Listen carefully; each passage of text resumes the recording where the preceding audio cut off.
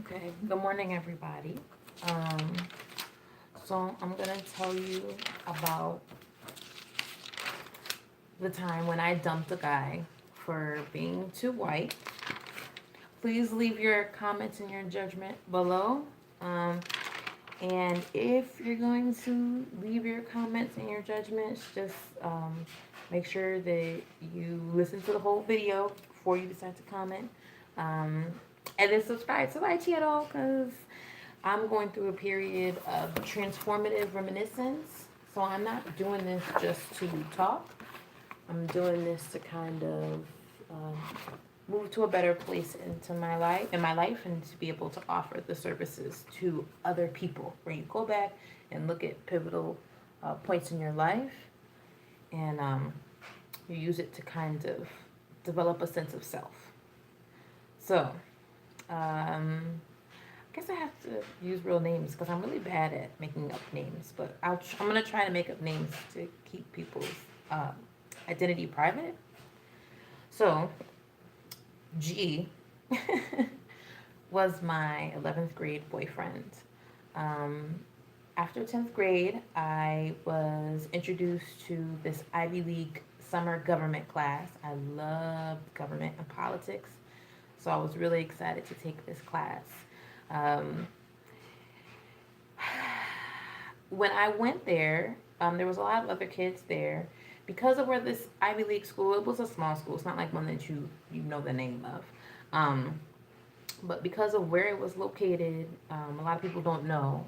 In Connecticut, um, Donald Trump sent his kids to school in Connecticut. However, if you end up in like a city in Connecticut, like New Haven or Waterbury or places like that, it's very hood. Like Donald Trump's kids would not be there. So you end up with this very small state, and you have very strong pockets of people within 30 minutes of each other. People in New Haven, which are really ghetto, really angry. Lots of black people and Spanish people. Like the culture is very strong. And then 20 minutes from there, you could end up in Greenwich or another very like white place where people are just like super white, tying sweaters around their neck. Like just very strong pockets of people very close to each other. So because of where this college was situated, you had both of those people in that class. So you had this really strong group of very black and hood people, and then you had like really white people, and they were in this government class together. That's where I met Jeff. Um, okay, I said his name. I can't keep it. So I just have these people's names. At the time, I was dating this young black guy named Brandon. He was younger than me. He was a part of our group, our friend group. Brandon was very chocolate, very tall, very sexy. I mean, just like Michael B. Jordan, probably a little bit darker than him, you know, like a younger Idris Elba.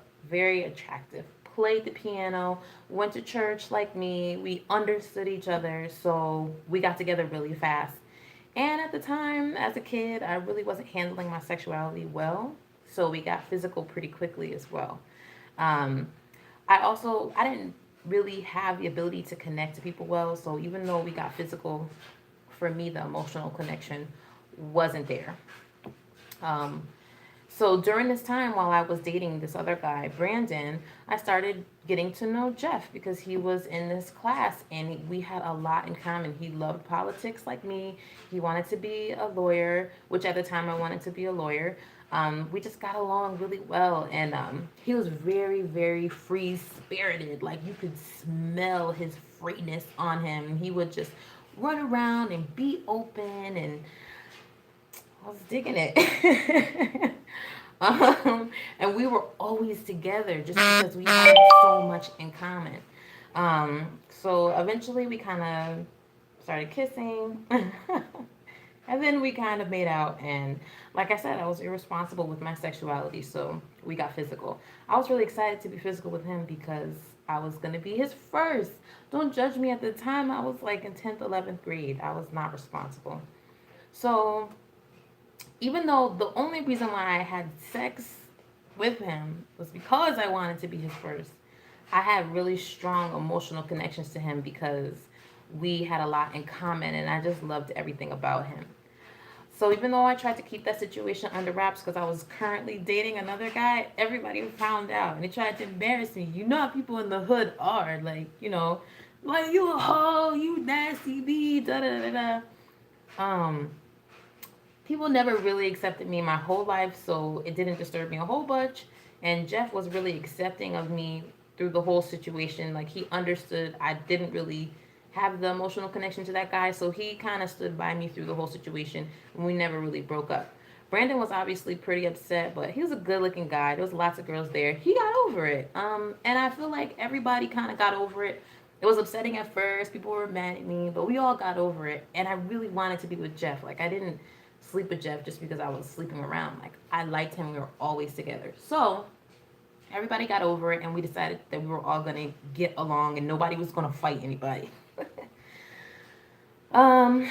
So actually, that seems like it should be the end of my problems, but it was actually the beginning.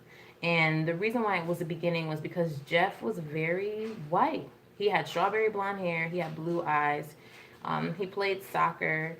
He lived in Barkhamsted. There was only one kid in his whole town that was half black. There was no black people in his town. He didn't really have a cultural context for understanding blackness. Um, he didn't have a bone of hate in his body. Sometimes he would say racist things, but because I went to a white school, I understood that was just from a lack of knowledge.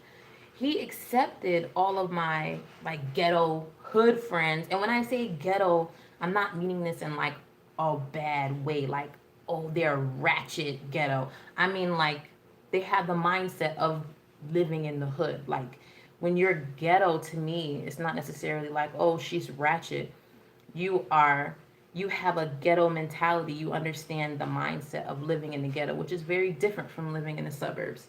Um, so my friends in that program that were ghetto per se, we were just really black kids in the hood. Maybe I'll just say hood from now on. We lived in a very dangerous area. Like I said, there's these strong pockets of concentration in Connecticut. So if you're in Hartford, which is where we were from, the murder rates there are very high. People got shot often. Sometimes you could just be out on the street or in a bus and get jumped and get beat up because you look at somebody the wrong way. Um, it was just That's just the lifestyle of living in the hood. It's a dangerous place to be. So I had those friends there because we had the same skin color, we had the same understanding of life, so we got along. And then I had this white boyfriend that I loved because we meshed, and I loved him intellectually, and I tried to blend those two worlds, and it didn't blend. Some of my friends from the hood, they had parents who were drug dealers. They lived in the projects, which if you live in the projects, you understand that's a different lifestyle from living in the suburbs. Um, Jeff lived in the suburbs, but his frame of reference was from the suburbs of Connecticut. So his parents were associating people who were millionaires, who had power, who had millions of dollars. So when my friends would talk about their lifestyle, maybe having food stamps, maybe being in poverty, Jeff felt like he had a lot in common with them because his parents weren't millionaires. And he would say, oh, yeah, hey, toy doll. Hi, girl. But he would say, oh, yeah, I'm not rich either because my parents don't make $1 million. And he's talking to people in the hood. So they be looking at him like, nigga. But I still tried to make it work because I just loved Jeff and he loved me. He was the first guy to buy me something. He bought me some silver and turquoise earrings. And he liked me for who I was. I just loved me some Jeff. And I didn't care what nobody said. We was going to be together. So once the program ended, we stayed together. We continued to talk on the phone. We talked about politics, the world. We got along. No, girl, Jeff was very white. Strawberry blonde hair, blue eyes, very pale, extremely white. But he loved me, so I was down. I was ready for it. So after we continued to date, I want him to come to my house. He wanted to come to my house. I don't know. He didn't fetishize me or anything like that. I don't know if he just wanted to see what the hood was like. He had never really been to the hood. And I lived in the middle of the hood. My parents didn't like to let me go outside. Um, but I was like, down. I'm like, you come on. Like, I wasn't scared of nobody. Like, I was scared a little bit, but like, not really. I'm like, come on to my house.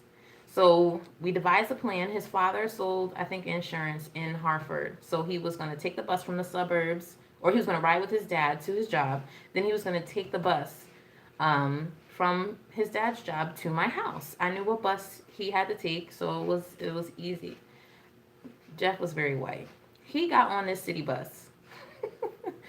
This is like it's not New York City, but we're close to New York City, so it's similar to like a New York City bus in the hood. Like ain't no white people. Like back in the day, it wasn't even no Hispanic people in my neighborhood. It was like straight black. He got on the bus with Birkenstock sandals with his toes out. Like in Connecticut back in the day in the 90s, nobody did that. Like we was wearing Timbs in the summer. We was wearing Timberlands and socks and shorts. That's how you did it. So he wore Birkenstocks. He had a vest. He was wearing khakis. Now that's neither here nor there. I could deal with that. That's fine. But he was talking like he didn't understand hood etiquette. Like hood etiquette is you get on a bus and you be quiet unless you see somebody that you know. You don't draw undue attention to you in the hood. That's how people get robbed. That's how you get taken advantage of. That's how you get into a fight. You just keep to yourself and mind your own business, and you try not to look at people. But that's not what Jeff wanted to do. Jeff was talking so loud. Oh my God, and very white. Oh, look it. It's not as bad as I thought it was going to be. This is so wonderful. I've never been to Hartford. I mean, he's saying these things loud on a city bus. It wasn't like, I don't know if they have like an intro to the hood for white people, but this was like the real hood. So I'm scared. I'm looking around. I'm like, please, babe, stop. Shh. You're drawing attention to yourself. It's bad enough how white he looked. But he was just talking loud and being just very white and not aware of the world around him. We got off the bus at my stop to walk to my house, and he continued to be loud, but it was my neighborhood. I thought it was okay. Um, Hartford, girl. I when I got older, I got out of Hartford as soon as possible because it was just so negative and bad, and black boys don't live very long, and people get shot, and it's not a positive place. But yeah. So like Hartford's like the place like you can stand on the street, and if somebody's walking by and you look them wrong, you get punched dead in your face. Like that's Hartford. So we're standing in front of my house, and that's just in the hood, that's what people do. Like it's a hot summer day, you don't be inside, you sit on your porch and you stand. Like I was 15, I really didn't understand what I was doing. I just followed my process of what I normally did. So we got off the bus. Oh. If you go to certain parts, it's not very bad. If you know how to carry yourself in the hood, you don't have to worry. But it's definitely some parts can be dangerous, and if you don't know how to carry yourself in the hood, then you could easily end up in trouble in Hartford. Um, but yeah, so we're sitting on my porch talking, and Jeff is standing up, just being very white, looking very white. And I started to see like the Negro children, the hoodlums, walking by, like normal. But what I started to notice is that they immediately like saw Jeff standing in front of my house, and they was like staring at him. And then they turned around and walked away, and then they came back with more guys. And then they turned around and walked away, and then they came back with more guys, and then other guys was standing on the other corner, and I was like, oh my God, this is not good. I'm like, Jeff, come inside, come inside. So then we come inside. Just because I didn't know what was happening. I knew whatever was happening outside wasn't good, and we needed to not be outside. So we went inside, and I was like, oh, this is cool. Like, you're inside now. You can meet my dad. Now, my dad is from down south.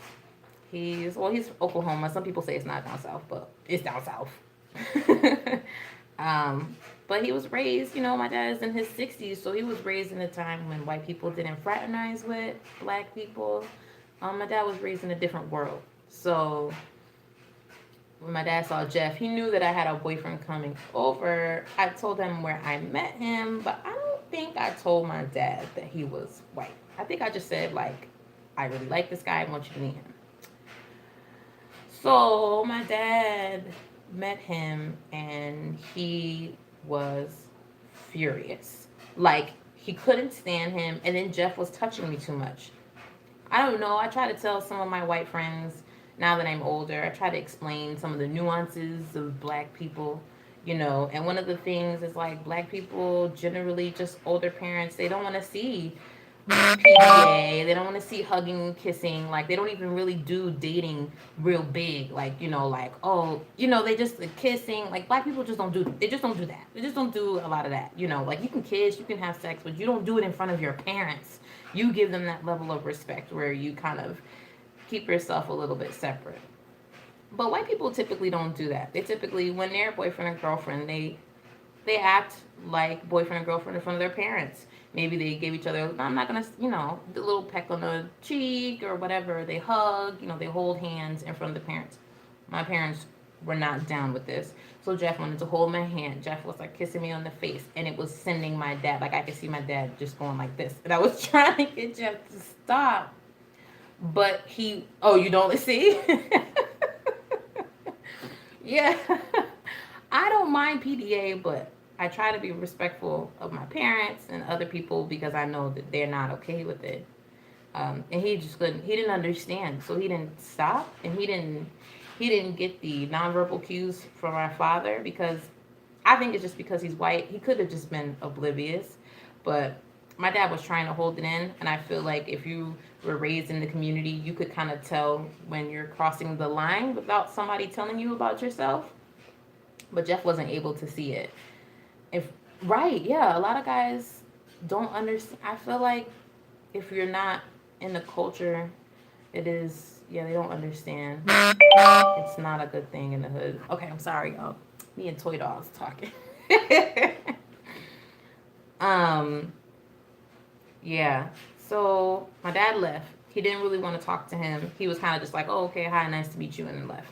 Which I was really disappointed because that's not my dad. So I knew I was about to be in trouble and it was about to be a problem. My dad would not come back in and talk to Jeff anymore. That was it. And then I couldn't handle. I couldn't go back outside. The guys, like, I just couldn't handle what was happening. I didn't know what was going to happen. I'm just like, you just need to get on a bus and you need to go home. And then after that, like, I kind of stopped ignoring his call, like, started ignoring his calls. I didn't, kind of pay attention to him anymore. I just couldn't. I don't think that I had the strength, especially at that age, to continue to push through that relationship. I definitely wasn't about to bring him back to my house again because my neighborhood was dangerous. People's houses were getting broken into. The guys in my neighborhood, they all stole cars, like, on a regular basis. I understood. I never really, like, accepted snitches get stitches. Like, even today, I'd be like, you paying my bills? Like, I don't do that. But subconsciously, I understood the concept. So you mind your own business. So when the house next door to my house, I found a car there, and the cops asked me, like, did you see anything? And I'm like, I don't know what you're talking about. There's a car there? Who knew? I knew who the guys were in the hood that were involved with that, but that was none of my business. I didn't want to get involved with that. That's those kind of things. You just have to know how to carry yourself in that manner if you're going to be in that neighborhood. And those guys, it could be dangerous. Some people, like my son's father was shot in the neck, like my ex-husband was shot at. It's just, you have to know how to carry yourself, and Jeff didn't. And I felt like if I brought him back around, it could be dangerous. So I couldn't do it anymore. And I couldn't do him. My dad wasn't feeling it. None of my friends from, like, my church, my area, like, none of my black people friends could handle the whiteness Jeff was bringing around because he was super white. So I just stopped talking to him. He did invite me to his senior prom. And that's another funny story, which I'll try and just tell really quick. So he invited me to his senior prom, which was out in the white town where he was from. And I'm used to white people, so I knew that I could handle it. Um, but I knew also that I probably shouldn't go out there alone. Because as black children, even though, we don't necessarily have a lot of situations with black people, we know of the stories and we know how to carry ourselves within the white context. So certain things we don't do. I knew that going to an all white town and having a white boyfriend was probably going to be a little bit dangerous. But I was like, I'm going to do it because I really liked Jeff. So even though I was like, I'm going to do it, I was like, I can't go alone. So I asked my white girlfriend, who was like not racist, awesome, like could bring her anywhere from my school. I asked her to come with me. And I asked Jeff, I was like, Jeff, you have to find a friend to bring my white girlfriend. I was like, trust me, she's not ugly. She's great, but I really didn't give him the opportunity to say no. I was just like, if you want me to come to your prom, you have to make space for this other white girl to come, which he did. And he found a guy to take her. But I tried to explain to him, like, I'm a black person. You can't put me in certain scenarios. You can't expect all these white people to just accept me. And he's like, no, none of my friends are racist. I'm like, you're a white person. Just because they never verbalized racism to you does not mean that they are not racist. It just means y'all never had that conversation. But he didn't understand it. He thought it would be a good idea. I just wanted to see what was going to happen with me and him. So I went and I brought my white girlfriend. But when I went, people were very upset. Like they're like, who in the hell? Who brought the black girl? And he was just way far out. And it's at Park Hampstead, so a lot of people have never even heard of it. It's just like a really small, tiny, all-white town in the middle of nowhere, Connecticut, closer to the water. And it was just kind of like embarrassing. Nobody would dance with me. Nobody would talk to me. Nobody would engage with me. He wanted to go to an after party at his friend's house. I was like, no, you can't. You can't bring me to an after party. And he's like, no, babe, everybody's going to love you. It's going to be great. And I went to the after party and people were staring at me like he had brought a three-legged dog. They were staring at me. They wouldn't talk to me. They wouldn't deal with me. And then we started to drink. And I knew, I was like, no, I'm a black person. I got to get out of here fast. I cannot be here. You can't be a black person in the middle of a group of white people that you don't know, that do not accept you, and be drinking. That's how people get lynched. So I was like, you have to take me home now. He had been drinking. He wanted to hang out with his friends. It was a senior prom. I was like, I don't care. You guys are starting to drink. These are white people I don't know. I'm in the middle of nowhere. You have to bring me home now. Nobody was nice to me. Nobody was like, hey, what's your name? Nobody spoke to me at all. It was not a good place for me to be. So I forced him to bring me home, which of course he was like really upset. And honestly, after that, I never talked to him again. And he didn't get it. And he didn't understand. And he thought that I was overreacting. But it just wasn't safe. And I couldn't get him to understand that. So I didn't like, I'm breaking up with you. You're too white. Like, I didn't do that. But basically, even though I loved him, even though we meshed really well together and everything was perfect, because of his whiteness, I chose to let the relationship fizzle out. And then the weird thing is, like, this was like when I was 16, 17. I still have dreams about him. I don't know why. He's got kids. I've got kids. He's moved on. I've moved on. Like, we're Facebook friends. Like, we don't think about each other. We were high school sweethearts. But I don't know if he represents something to me. A time, a sense of freedom. Maybe something that I passed up, like a love that I passed up simply because of the color of our skin. So maybe you two stayed together in another quantum universe. Oh, I like that, BB. Thank you. That's awesome. I like that idea. Maybe we did. I have this dream. I actually told him about it. It was like a month ago where thank you, BB.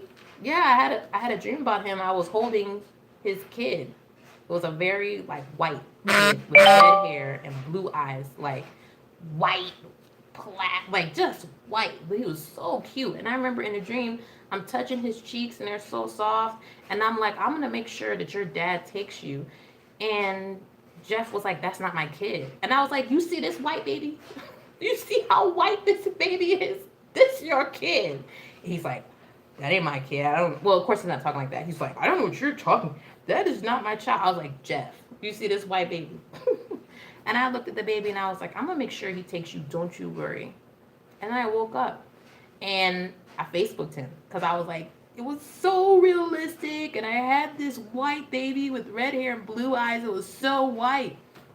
And then he responded to me and he was like, that's really funny because I have a son and he is very white. He has like the very rarest combination of characteristics where he has the red hair, he has very pale skin, and he has blue eyes. That kind of just like gave me chills when he said it. And I was like, well, are your kids okay? Does your son live with you? Like, because I really felt like I needed to make sure this kid knew that I was gonna make sure you had him. And he's like, slept with my kids last night, like we're together, nothing weird is happening. I'm sure he thought I was a crazy person.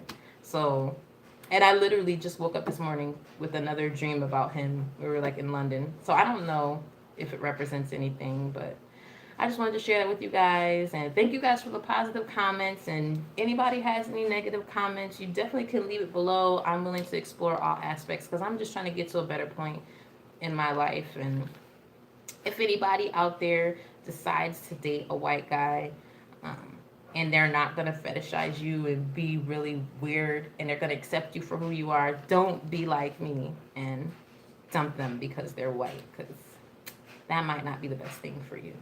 Okay, thanks guys for watching. I love you guys. You guys are great. All right, I gotta get ready.